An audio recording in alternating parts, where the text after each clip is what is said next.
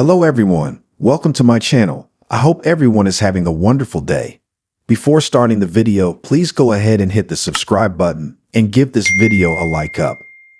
General Hospital may sweeps bring the end of supervillain Victor Cassadine as his rivals race to stop him from destroying the world. We'll also see several other storylines heat up on GH. Here's what to expect as we head into May sweeps on the ABC Subser. Hey there, ABC General Hospital soap opera fans.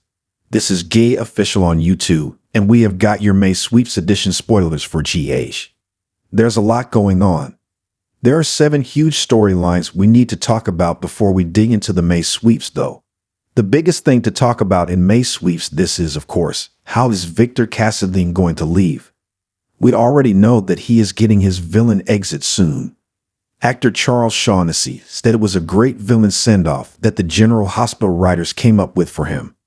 So we're wondering how it's going to go. And right now, there is a collision course. Of course, Victor Cassadine is up in his Cassadine lab in Greenland. And we've got Curtis and Valentin and Drew and Laura Spencer all in pursuit, trying to get in there, trying to stop Victor Cassadine because they know that he's doing bad things with people they love. Meanwhile, back in Port Charles, Anna and Holly Sutton have figured out about the pathogen by looking back at old files, thanks to Andrew Maddox. And they're pretty sure they know what Victor Cassadine is up to. And they're very worried that if the WSB gets involved, they might just nuke the little facility in Greenland to make sure it doesn't leak out. We have said before that Victor Cassadine's plot is just like Thanos in the Avengers. But if you also remember, in the Avengers, they were going to blow up New York City to try and stop the alien threat. General Hospital's just like pulling all these things from the Avengers plot. If you're not an Avengers person, I apologize, but it's just funny because Disney owns ABC, which owns Marvel. And then they're just recycling these plots from these movies. So Scotty Baldwin is in the mix also because he's very worried about Liesel, and he is the one who tries to call the WSB to tell them what he's learned. And then Anna and Holly take off for Greenland too. They are desperate to make sure the WSB doesn't just blow that little facility off the face of the earth. Meanwhile, Laura has to face an old threat, so we'll see if that's a person or if this is just her dealing with the same kind of things that she's dealt with in the past. We also have action and traction on the Michael Corinthos and Sonny Corinthos storyline on General Hospital.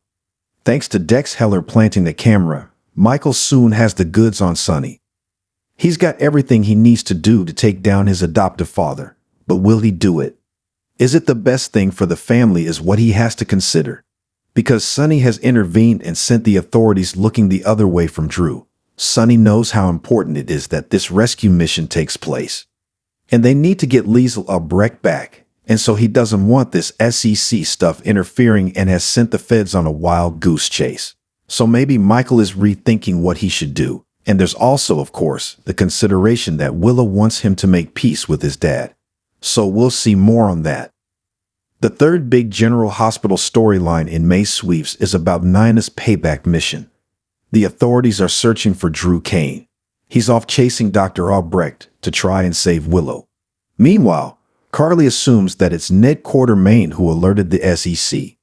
And in fact, that's what a lot of people seem to think because it makes sense. And he's kind of low-key made that threat before. Plus, as far as Carly knows, Nina does not know, so Nina's not even on her radar, even though Nina definitely is the person who's done this. Ned is going to take some heat, and he's going to struggle to find some allies.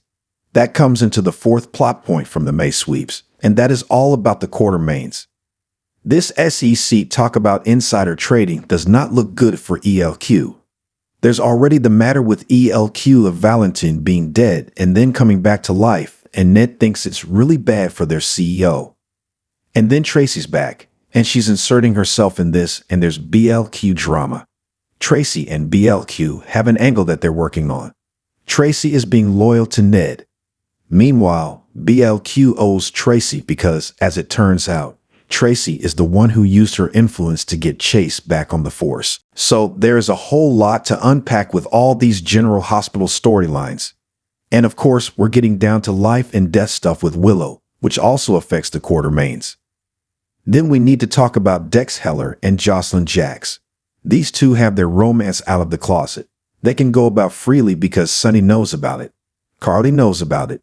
Michael knows about it. Everybody knows about it. And so Dex and Joss are hoping that he can finally take a step back from Sonny's mob world and that they can enjoy a normal life.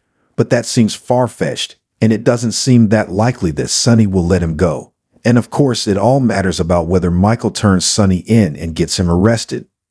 So there are still a lot of moving parts to this storyline on General Hospital. And you know, any kind of mob storyline, they always say, I tried to get out, but they pulled me back in. So, it just seems a long shot that Dex will actually be able to get out of the mob life. All right, the sixth point is about Ava Jerome and Austin Gatlin Holt. Of course, Ava bludgeoned Nikolas Cassadine.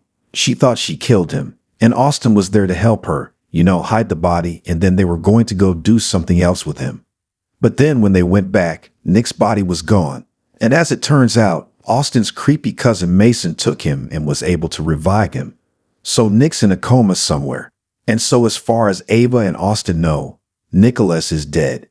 And Mason has the body on General Hospital. They know the body's missing, but she has no idea he's alive. And so Mason is going to leverage Ava and Austin into taking on a risky task for the people he's working for. And it looks like they won't have a lot of choice but to do what he says. Then we're also going to see Sasha Gilmore back to work at the deception offices. But we still got this pending matter of Gladys Corbin's compulsive gambling, where she is frittering away all of Sasha's money. We'd also have Cody Bell, who Gladys set up for the theft of the borrowed diamond bracelet. Of course, he didn't do it, but Gladys was trying to discredit him.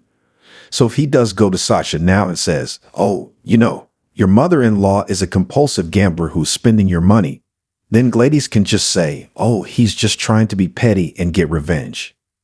So Gladys Corbin's plot is not flawless, but it's not a bad one. And then let's real quick run back through what we're going to see in General Hospital sweeps. We're going to have the big end to Victor Cassadine, and he is going to exit. Whether that's dead or alive remains to be seen. Is it a body bag? Is it a mystery disappearance and assumed death, or is he going to be really dead? We'll have to wait and see.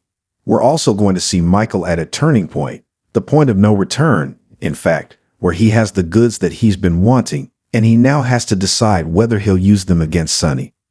We're also going to see Nina Reeves looking for revenge on Carly, but it no doubt is going to blow up in her face when Sonny finds out what she's done. We're going to see the Quartermains struggling because of ELQ stuff and this insider trading stuff. It's just a mess. Dex and Joss want their happily ever after. Can they get it? Ava and Austin won out from under Mason's thumb, but that doesn't seem likely. And Sasha is about to get a rude awakening when she finds out how her guardian has been abusing her trust. It's going to be a heck of a month.